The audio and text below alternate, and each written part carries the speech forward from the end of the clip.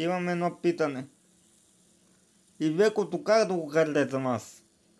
Как да харесам Мерцедес-Бенц, DAF и МАН и Веко?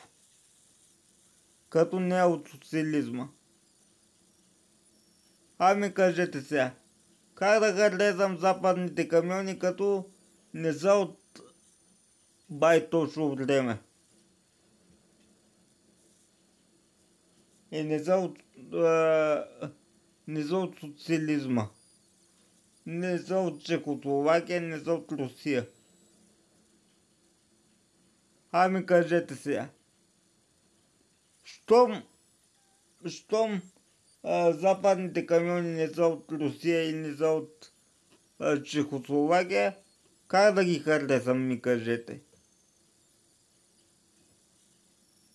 Това искам да питам.